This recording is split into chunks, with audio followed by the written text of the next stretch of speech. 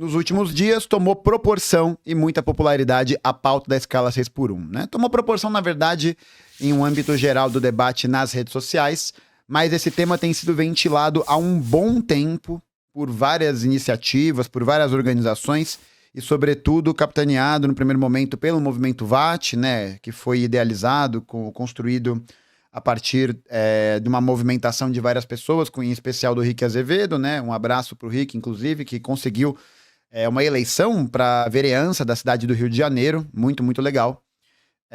Mas eu queria comentar um pouco mais a respeito da escala, né? Eu já fiz um vídeo sobre o fim da escala 6x1, né? Em que eu discorro um pouco a respeito do tema, mas acho que agora que o momento dessa discussão ganhou um novo ar, né? Ganhou uma nova ventilação, é importante a gente falar sobre isso, né? Mas, em primeiro lugar, eu queria dizer que a gente precisa sempre se espelhar no maior herói e no maior exemplo de trabalho, de militante pela redução da jornada de trabalho que existe, que é o menino Ney, né? O menino Ney, que é o inaugurador, o criador da escala 1-364, né? Obrigado, menino Ney, por nos ajudar a sonhar com aquilo que parece ser impossível, né? Mas, por enquanto, vamos ficar com essa ideia do fim da escala 6x1, né? Em primeiro lugar, eu acho que a gente precisa entender que existe um interesse político pela manutenção da escala 6x1, né? Não só um interesse do tipo produtivo, né? Mas um interesse de fato político. Desde 1943, quando a consolidação das leis do trabalho foi realizada, né, a CLT, ela organiza a maneira de como as relações de trabalho dentro do capital privado vão existir no Brasil, né? Então é ela que vai legislar, é ela que vai colocar as determinações legais, é ela que vai criar aquilo que são as obrigações do trabalhador, as obrigações do empregador e assim por diante. E desde 1943, a gente tem uma jornada de trabalho estipulada em 44 horas semanais. Então, desde 43, ou seja, há mais de 80 anos, a gente tem um regime de trabalho que funciona ali, se a gente fizer a conta, né, são 8 horas durante a semana, de segunda a sexta, e mais 4 horas aos sábados, né? E aí você completa as 44 horas semanais. Só que tem uma questão, gente, que é a seguinte, né? A gente tem hoje um desenvolvimento das forças produtivas e da tecnologia produtiva que pode aumentar muito a produtividade e reduzir sensivelmente a jornada de trabalho. Então, quando a gente para pensar em 2024, em comparação a 1943, a gente tem hoje um nível de circulação da informação, de automação, de um monte de coisa que ajudam a diminuir, ou teoricamente, né, ajudariam a diminuir o tempo de trabalho humano despendido para que a produção continuasse, né? Então hoje a gente não tem mais a mesma necessidade das 44 horas semanais, porque existem muitos mecanismos e muitos artifícios que poderiam garantir essa produtividade sem que isso representasse um aumento do trabalho, por exemplo, né? Mas o que a gente está vendo nos últimos tempos no Brasil é um processo contrário. A gente não está vendo uma diminuição da jornada de trabalho, mas a gente tem visto que nos últimos anos os trabalhadores brasileiros têm trabalhado muito mais, sobretudo por questão da precariedade que é realizada nos âmbitos legais. Então, por isso que é importante a gente entender que a escala 6x1, ela é um tema, ela é um debate que tem um caráter político, né? Ela tem um caráter político por quê? Porque os representantes, né, os empresários das classes dominantes, eles não querem a diminuição da jornada, porque a diminuição da jornada significaria um golpe direto na sua possibilidade de acumulação, né? E fora que, além de ter um golpe nessa possibilidade de acumulação, nessa acumulação da mais-valia, da exploração, isso significaria também uma vitória da classe trabalhadora, né? Então, essa pauta, esse tema que tem ganhado essa notoriedade, que tem ganhado cada vez mais o debate público, que tem feito parte da consciência média das pessoas, é um tema que atinge todo mundo. Porque a gente percebe que, com o avanço dessas políticas que visavam a precarização, a diminuição do reconhecimento do trabalhador enquanto um trabalhador, o aumento da informalidade, o aumento da pejotização, essa medida vem na contramão disso, né? Essa medida vem na contramão dessas derrotas que a classe trabalhadora tem sofrido ao longo dos últimos tempos. E aí eles não querem que isso seja aprovado, obviamente, porque isso significaria, e essa eu acho que é a pior parte, uma vitória do ponto de vista de organização da classe, né? Então, o que acontece é que a redução da jornada de trabalho, ela é um tema que percorre a história da classe trabalhadora, sabe? O fim da escala 6x1 não é a primeira campanha que existe em termos da redução da jornada de trabalho. A gente tem campanhas assim que acontecem lá no século XIX, que já acontecem no século XX e que, inclusive, acabaram angariando vitórias importantes para algumas categorias aqui no Brasil, como é o fato de que a categoria dos bancários trabalha 30 horas semanais depois de ter conseguido se articular e se organizar para poder reivindicar esse processo, né? Então, acho que é importante a gente ver isso, desse panorama da luta pelo fim da escala 6x1, não meramente como uma questão econômica, né? Claro, existe um elemento econômico, existe um elemento que se mostra, né, nas relações capitalistas de produção, mas é preciso que a gente veja que essa pauta, ela tem um caráter político, né? Ela tem um caráter político muito importante, porque ela representa esse avanço, ela representa o avanço da consciência média da classe trabalhadora em relação a esse tema. E eu queria também trazer algumas reflexões, né, de por que esse tema ganhou tanta notoriedade exatamente nesse momento, né? Eu acho que por uma série de fatores, mas a gente pode entender esses fatores como uma mistura de algumas coisas que eu já falei. Então, desde 2017, quando a gente viu a aprovação da reforma trabalhista e que até agora não foi revogada, a gente percebeu que houve um incremento muito grande na queda da qualidade e na dignidade dos trabalhos no Brasil, né? A gente viu um aumento da informalidade. Hoje no Brasil já são mais de 45 milhões de pessoas que atuam no mercado informal. A gente viu uma diminuição cada vez maior do poder de compra e do poder de participação do salário mínimo na economia brasileira. A gente viu um gráfico sobre isso também já aqui, que mostra essa discrepância. Então, a gente tem acompanhado tudo isso, esse crescimento, e ao mesmo tempo do crescimento do volume de trabalho, uma diminuição das condições de vida, de garantia das condições de vida para a classe trabalhadora. Então os aluguéis são cada vez mais caros, os alimentos estão cada vez mais caros, é cada vez mais difícil você ter um carro, você ter uma casa, você conseguir ter essa dignidade mínima, assim, né? Eu tô falando mínimo não porque é o mínimo, mas porque a gente tá falando de uma sociedade que as pessoas têm um mínimo de condições para poder viver, né? Condições legais.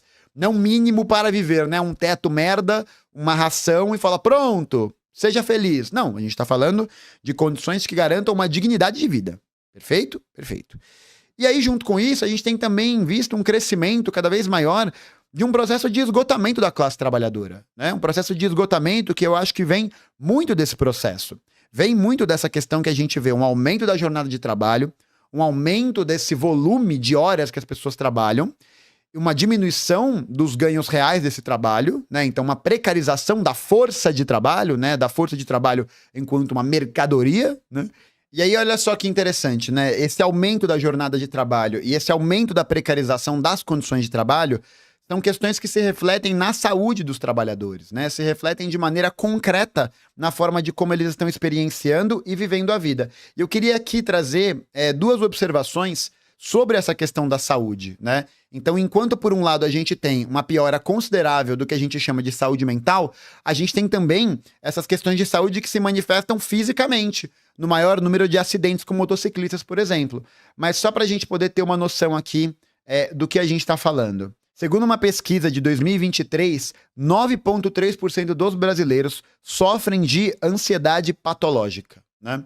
E eu queria até trazer essa reflexão. Por que será que essas coisas estão alinhadas, né? Ou porque, aparentemente, elas estariam alinhadas?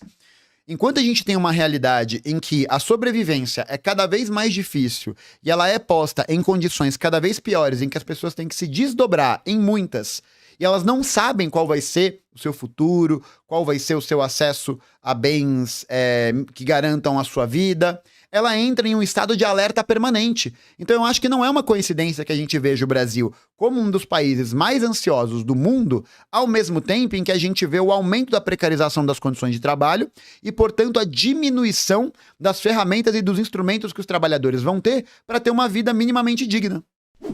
Porque se você está colocado sobre empregos instáveis, preço de aluguel aumentando, violência policial, você tem um monte de políticas que estão apertando a classe trabalhadora cada vez mais, o estado que essa classe trabalhadora vai se encontrar é um estado ansiogênico, né? É um estado de ansiedade. Porque a ansiedade é essa ideia, né? De você ficar imaginando e pensando o que tá no futuro, o que tá na frente, né? E você começar a bitolar a cabeça por causa disso.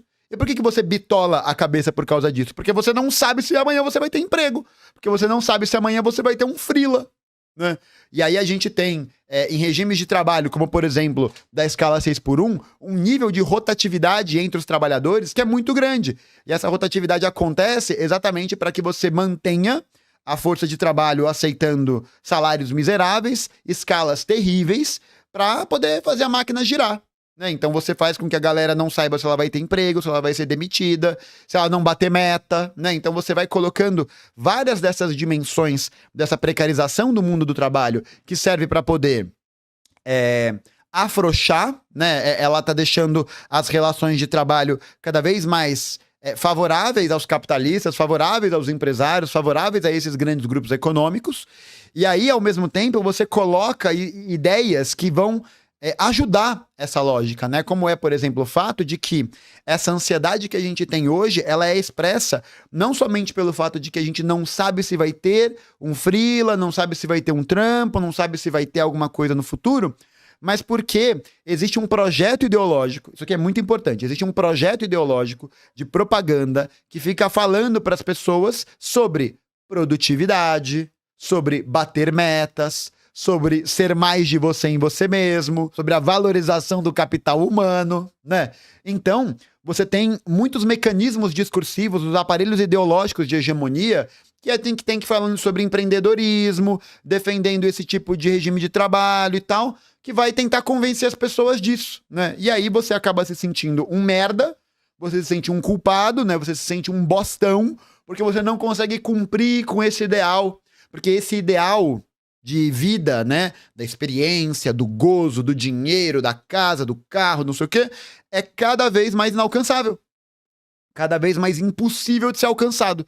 E aí as pessoas vão ficando bitolas, né? Elas vão enlouquecendo, elas vão ficando doentes, porque você fica pressionando nesse sentido, né, na aquisição desses valores, na aquisição dessas ideias, e aí as pessoas não têm condições concretas para fazer isso.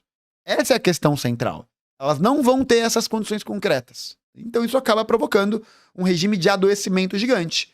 E, inclusive, né, isso mostra também como no Brasil a gente tem visto o crescimento vertical de um discurso muito ligado a princípios muito problemáticos da psiquiatria, né? Que é essa ideia de uma banalização, de uma normalização do uso de medicamentos em todos os ramos da sociedade para que essa sociedade volte a ser produtiva, né?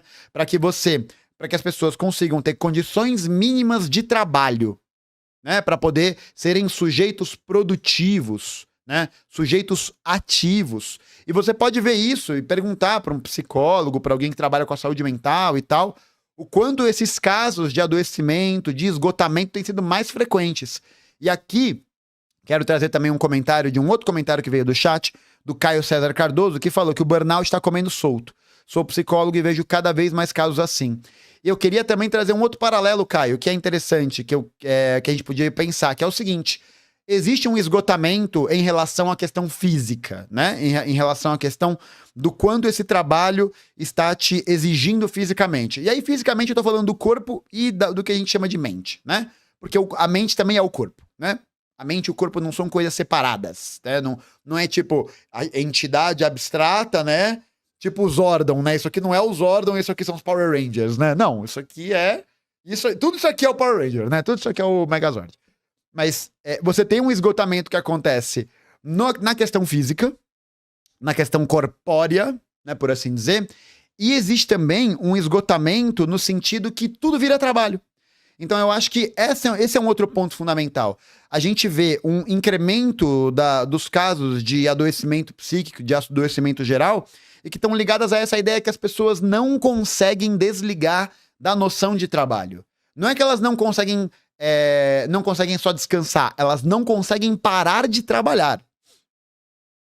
Essa é a questão. Então tudo vira uma questão de trabalho, tudo vira uma questão de produtividade. Quanta série você vai conseguir assistir, quanto você consegue aproveitar o tempo, né? Tem tempo livre e você precisa virar o Leonardo da Vinci, virar o polímata, né? Você tem que fazer tudo. Tem que pintar, esculpir, botânica, arquitetura, tem que fazer tudo, né? Tem que entrar numa aula, tem que sair com os amigos, precisa sair com os dates, tem que transar, tem que isso, tem que... né?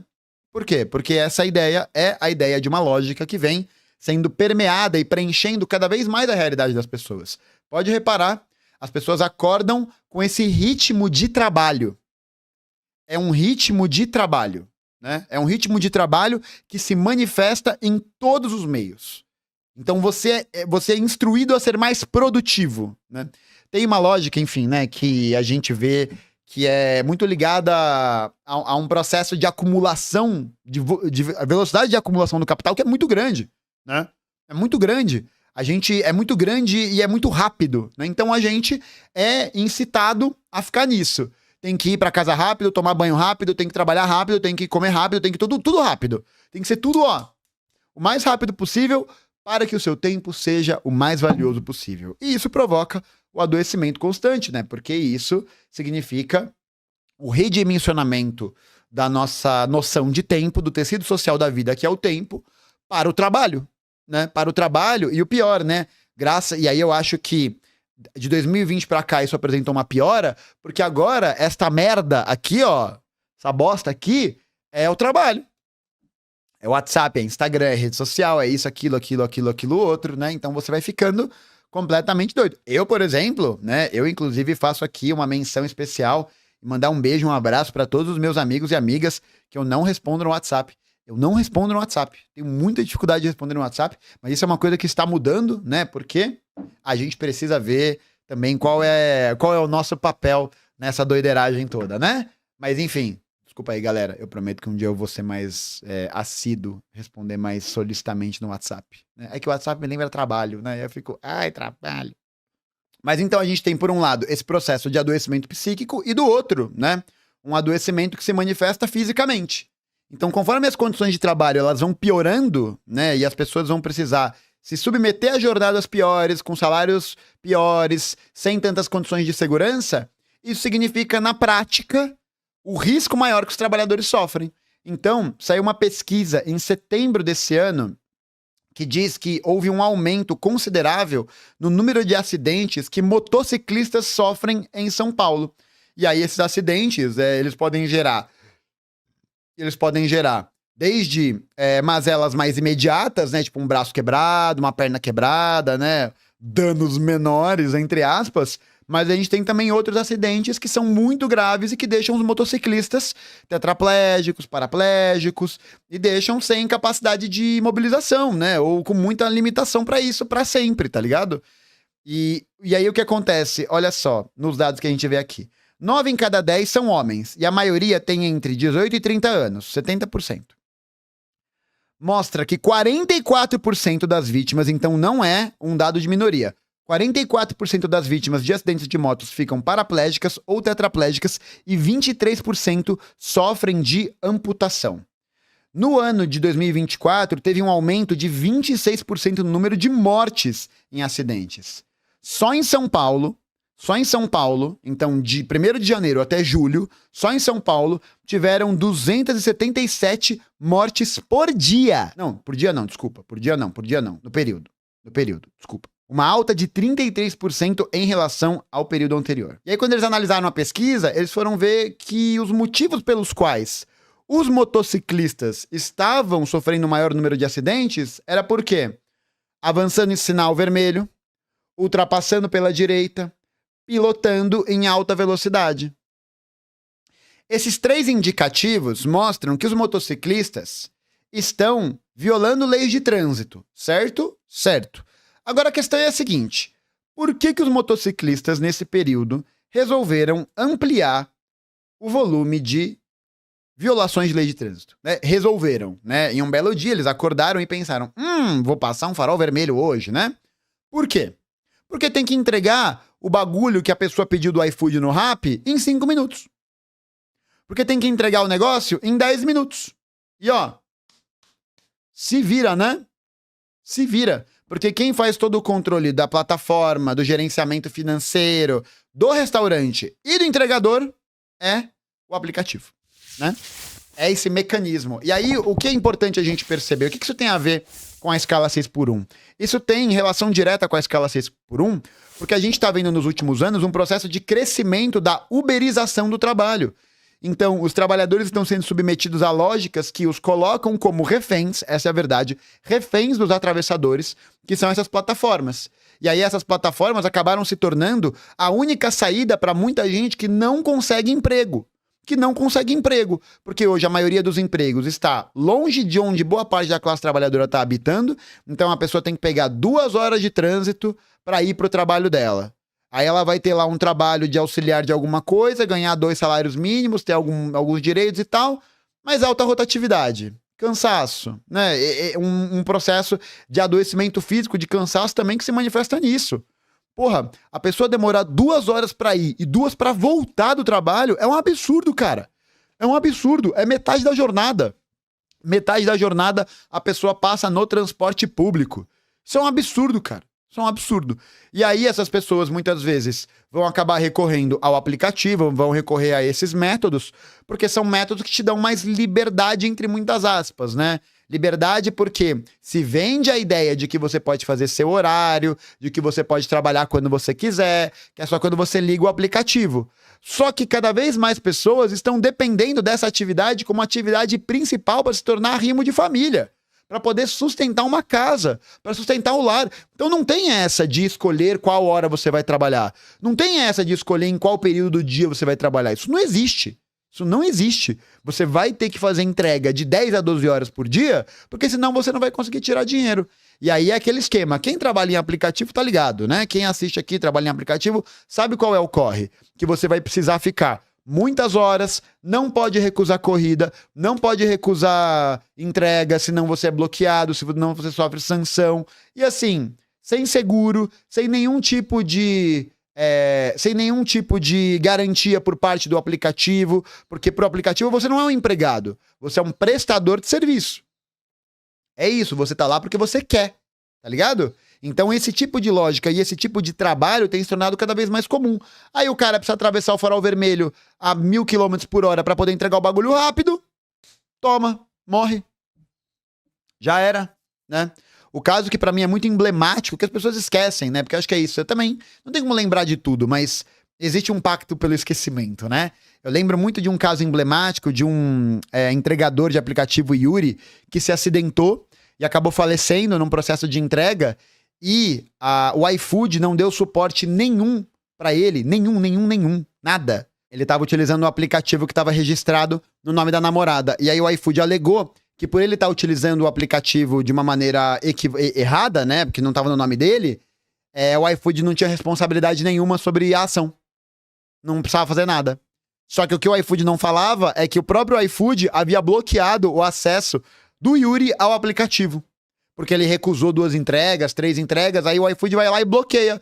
Aí você pensa assim, caralho, eu preciso me registrar, preciso me submeter, o aplicativo me bloqueia, eu vou fazer o quê? Vai fazer o quê? Né? Precisa se virar, mano, porque a Enel não espera você arrumar um emprego pra te mandar um boleto, né? A Enel não espera. Teu locador da tua casa, teu apartamento, não espera você arrumar um emprego pra te cobrar o aluguel, né? Só o seu barriga. Seu barriga era o único, né? Que conseguia ser gambelado pelo senhor Madruga por 14 meses seguidos, tá ligado? Mas você não consegue fazer isso. Então você coloca as pessoas em condições de trabalho que são terríveis. Terríveis. E aí que tá o pulo do gato, porque ao mesmo tempo em que a gente vê um aumento desse regime da precarização do trabalho, e que vem muito com qual discurso? De maior eficiência, de maior ganhos para a produção, porque as relações de trabalho agora são dinâmicas, né? Você inventa qualquer desculpa, você inventa qualquer ladainha para poder fazer esse discurso valer, e aí você vê o aumento da precarização do trabalho, da informalidade, do risco, da insegurança e o aumento do lucro dos empresários. E o aumento do número de bilionários. E o aumento do lucro das empresas. Sem que isso se signifique e se reverta em ganhos concretos, reais, para os trabalhadores. Como é, por exemplo, as questões relacionadas à escala 6x1. né? Então você tem um volume de trampo muito focado em serviço, que tem alta rotatividade, que não tem projeção de crescimento substancial para além de uma função de gerência, né? Muitas vezes para além de uma função de gerência local e tal, mas que vai submeter as pessoas a essa lógica. A uma lógica em que você não tem tempo para cozinhar, para passear, para viver a vida. Então o fim da escala 6x1, ela é uma pauta fundamental. Ela é fundamental não só porque ela expressa um crescimento dessa precarização, mas porque ela também é um tema que diz respeito à vida da classe trabalhadora. Inclusive, eu acho que é por isso que os trabalhadores olharam para essa pauta há um ano atrás, há um ano e meio atrás, e viram nessa pauta uma representação das suas angústias. Viram nessa pauta um negócio que olha e fala, porra, isso aqui é real, né? Isso aqui é de verdade. Porque eu tô aqui numa jornada fodida, eu tô aqui trabalhando 6x1, eu tô aqui sem conseguir folgar, sem conseguir passear, sem conseguir viver com a minha família. Cara, é um absurdo, velho. E são várias funções, são várias profissões que passam hoje por escala 6x1. Porque são regimes de contratações que precarizam o trabalho. Que fazem com que o cara trabalhe muito, e aí ele muitas vezes não vai ter escolha, porque é isso, né? Porque o aluguel tá apertando, porque a conta tá apertando, porque as pessoas precisam pagar a conta. E aí o cara vai se submeter. Motorista de ônibus trabalha em escala 6x1. Eu vou repetir. Motorista de ônibus é contratado em escala 6x1. Motorista de ônibus. A passagem aí depende de onde você é, né? Mas aqui em São Paulo vai sofrer reajuste. Pergunta se os motoristas, se os cobradores vão ter reajuste. No mesmo volume que vai ter a mudança da passagem? Pergunta. Faz esse favor. Agora eu queria perguntar para você. Como que você acha possível que um motorista de ônibus trabalhe em escala 6x1? Um trabalho extremamente desgastante, extremamente perigoso, né? Porque você tá lidando com a sua vida, com a vida de um monte de gente, com a vida de gente que não sabe dirigir, sabe? Então é um negócio muito importante, é um negócio muito vital. Aí a pessoa trabalha na escala 6x1, vai ficar cansado, vai ficar estressado, vai passar por um monte de situações que vai colocar em risco a vida do trabalhador e a vida das pessoas. Tá ligado? Então, assim, é um tema que diz respeito a todo mundo. Porque é um tema que mostra como as condições de trabalho nos últimos anos têm se apresentado no Brasil. É um tema que mostra, que acho que sintetiza muito bem a contradição do que nesses últimos anos a gente viu de avanço da pauta da classe dominante, de avanço da pauta dos empresários, dos capitalistas, dos banqueiros, né? E que agora está sofrendo um revés. Você já tem vários deputados de direita que estão votando, que falaram que não vão assinar contra o fim da escala 6x1, não sei o quê, que já estão se fudendo. Que já estão, sofrendo muita represália nas redes sociais. Porque a galera olha e fala, como assim você é contra isso, cara? Como assim? O deputado, né, que trabalha 2,5, que trabalha 1,6, e tá falando que não, porque isso vai estragar, e é sempre o mesmo discurso, né? Isso vai destruir a produtividade do trabalho, isso vai destruir a economia. E na verdade não. Na verdade não. O que isso destrói é o poder de barganha das classes capitalistas. O que isso destrói é o poder político que esses grupos têm. Porque o fim da escala 6x1 é uma vitória. É uma vitória fundamental. Só que junto com essa vitória, é preciso que a gente também lembre que é necessário instituir não só a escala 4x3, mas a diminuição da jornada de trabalho para 30 horas semanais sem redução salarial. E a gente tem que entender uma coisa. Muita gente fala em vários momentos, né, que, é uma pauta difícil, é um negócio muito enraizado, é um momento em que a gente não tem conjuntura para avançar, de que essa pauta tá muito longe, né? E eu acho que é importante que a gente entenda o seguinte. As coisas que parecem impossíveis precisam se tornar inevitáveis. Então, essa pauta da redução da jornada 6x1 é uma pauta que ganhou muita notoriedade, que ganhou muito corpo, que ganhou muita ventilação. Muita ventilação. Não vai haver a criação de uma conjuntura positiva ou de uma conjuntura favorável se a gente não se mexer para isso. E se mexer não só para apoiar a PEC que foi apresentada pela Erika Hilton, mas também apoiar firmemente a redução para 30 horas. Porque nesse momento em que os nossos inimigos, em que os inimigos da classe trabalhadora estão recuados, sentiram o golpe, é o momento de avançar. É o momento de avançar, é o momento de exigir mais. É o momento de exigir mais. Porque nesse sentido, nesse push, né? Nesse momentum que se encontra, é aquele momento em que o seu adversário ele dá aquela fraquejada, ele dá aquela hesitada. E é nesse momento que a gente precisa colocar as pautas, né? É nessas horas que a gente precisa avançar. Precisa colocar e pautar a redução da jornada para 30 horas. Sabe? Pô, é desse jeito, é defendendo o programa máximo. E não achar que é mais fácil colocarem a escala 12/0 do que acabar com a 6/1. Porque isso também não adianta nada. Não adianta nada. Não adianta nada falar, não tem conjuntura favorável, não tem espaço favorável, e aí cruzar o braço e esperar que alguma coisa aconteça. Que a conjuntura se produza. Que a conjuntura, como num passe de mágica, passe a existir. Não. A gente precisa produzir essa conjuntura, tá ativamente ligado a esse processo para conduzir essas lutas e aumentar o alcance e a vitória do nosso programa político. E não esperar que caia do céu. E não esperar que uma hora que se crie um momento favorável. Não. A partir do momento que esse barulho foi feito, a partir do momento que isso ganhou notoriedade, que isso ganhou tração, é hora da gente acompanhar esse trabalho. É hora da gente acompanhar isso. Sabe por quê? Porque essa é uma pauta das massas. Porque essa é uma pauta das massas. Essa é uma pauta que diz respeito à vida concreta da classe trabalhadora no seu grande número, na sua grande maioria. Entendeu? Então, se a gente não fizer a proposição da condução desse discurso, da condução dessa luta, para poder ganhar essa atração, ganhar essa mobilidade, ganhar essa engrenagem social, aí alguém vai tomar esse lugar. Alguém pode aproveitar esse momento dessa massa, né? Que a gente possa fazer isso. Que a gente possa conduzir os trabalhadores em um sentido de conquista dos seus interesses estratégicos. Então, redução da jornada de trabalho para 30 horas semanais urgente. E aqui também uma outra questão que é a seguinte. Mas se reduzir a jornada de trabalho, vai diminuir a produtividade. Muito pelo contrário. Existem muitos registros de muitos países que adotaram jornadas de 30 horas, escalas 4x3, e que mostram não só um aumento da produtividade, como também um aumento de satisfação dos próprios trabalhadores. Então é bom até para o capitalismo, é bom até para a continuidade da produção. Porque o que acontece eles querem manter as 6x1 e as 44 horas semanais para poder espremer cada vez mais a classe trabalhadora aqui.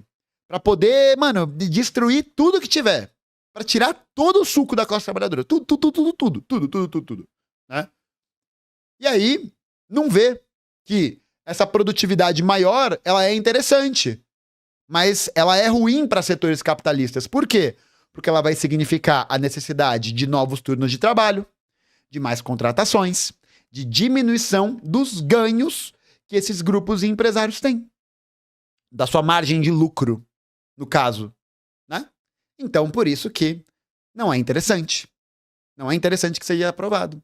Mas pode ver. E hoje, né, gente, tem IA, tem ChatGPT, tem automação, tem uma porrada de coisa que pode ajudar o trabalho a ser mais automatizado, mais autônomo, e que as pessoas trabalhem menos horas, com tarefas menos tá ligado? Então, assim, dizer que o fim da escala 6x1 vai diminuir a produtividade é ir contra todas as pesquisas que são realizadas nessa direção. Só que aí o ponto é o seguinte, né? É preciso pautar a redução da jornada de trabalho sem a redução salarial. Essa é a questão central. Porque o que é desvalorizado aqui nessa conjuntura, nessa situação, é a força de trabalho. É a força de trabalho. Então, para que esse modelo seja viável, seja possível, é necessário você diminuir a jornada e, ao mesmo tempo, lutar por uma ampliação do salário mínimo, por uma ampliação do poder de compra da classe trabalhadora e do fortalecimento, portanto, da sua condição de trabalhador. Então, é necessário você criar uma estrutura que possa fazer com que o trabalhador consiga usar mais desse recurso, né? Ele vai ter mais poder de compra real, ele vai ter mais também ele vai ter uma participação maior na formação da massa econômica nacional.